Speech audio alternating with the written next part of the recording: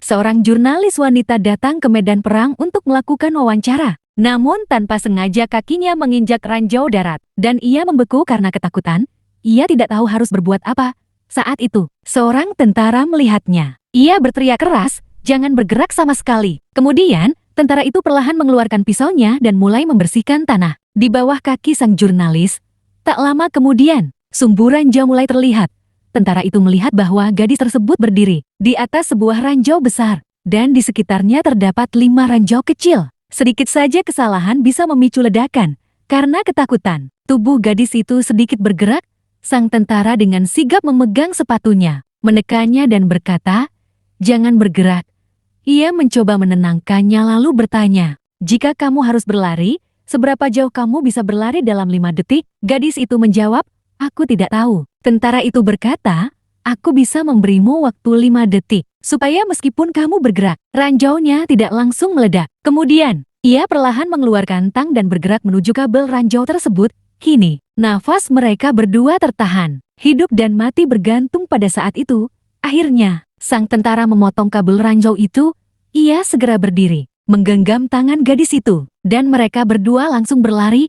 Namun ranjau itu ternyata jauh lebih kuat dari yang mereka perkirakan. Begitu ledakan terjadi, keduanya terhempas ke tanah. Untuk melindungi gadis itu, sang tentara melindunginya dengan tubuhnya sendiri. Untungnya mereka sudah cukup jauh sehingga tidak mengalami luka serius. Setelah kejadian itu, gadis tersebut merasa tertarik kepada sang tentara, tidak menyadari bahwa saat mereka bangkit, tali merah milik sang tentara tersangkut di tasnya.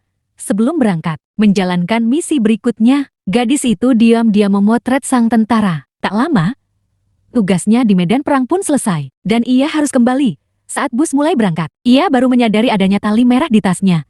Ia ingin mengembalikannya. Sambil melambaikan tangan, sang tentara pun melihatnya. Tetapi saat itu, bus sudah melaju jauh, dan mereka pun berpisah. Suatu hari, gadis itu pulang dari kantor dan melihat sosok yang tampak familiar di jalan. Namun saat ia turun dari mobil, sosok itu sudah menghilang. Ia pun berpikir, mungkin sang tentara ada di kota ini. Ia meminta bantuan temannya. Mereka mencari informasi melalui tim misi perdamaian.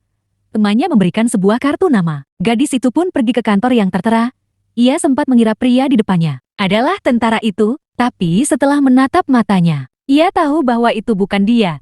Saat ia keluar, tiba-tiba langit yang cerah berubah, dan hujan pun turun. Saat ia hampir basah kuyup, sebuah payung terbuka di atas kepalanya. Ia mendongak dan melihat sepasang mata yang tak pernah bisa ia lupakan. Saat itu juga, ia tahu orang yang selama ini ia cari kini berdiri di hadapannya.